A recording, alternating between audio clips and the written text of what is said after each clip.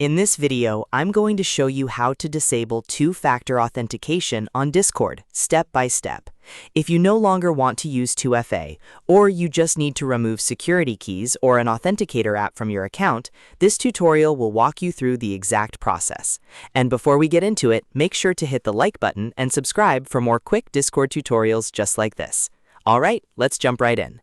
First, go ahead and open Discord. You can do this on desktop or in your browser, but for this tutorial, I'm going to focus on the desktop layout since it's the easiest to follow.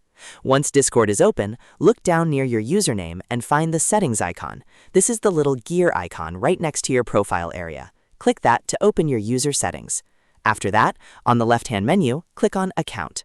This section contains your login details and security options, so this is where we need to be. Now scroll until you find the Password and Security section.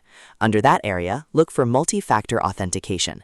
This is the setting Discord uses for two-factor authentication, sometimes also called 2FA. Click on it to view the methods currently attached to your account. If you have security keys set up, like a USB key or another physical security device, you'll see it listed here. To disable it, click the three-dot icon next to the key and then choose Delete. Discord may ask you to confirm the action, so go ahead and follow any prompts on the screen. Once that key is deleted, the two-factor authentication for that method will be disabled. If instead you have an Authenticator app connected, you'll see that listed as well. In that case, click Remove next to the app, and then follow the steps Discord gives you to confirm the removal. Depending on your setup, Discord may ask you to enter a code, verify your password, or complete one final security check before turning it off. Just follow each prompt carefully. Once the security key or Authenticator app is removed, two-factor authentication will be disabled on your Discord account. That means the extra login protection will no longer be required when signing in. Now, one quick thing to keep in mind. Disabling 2FA can make your account less secure, so only do this if you really need to.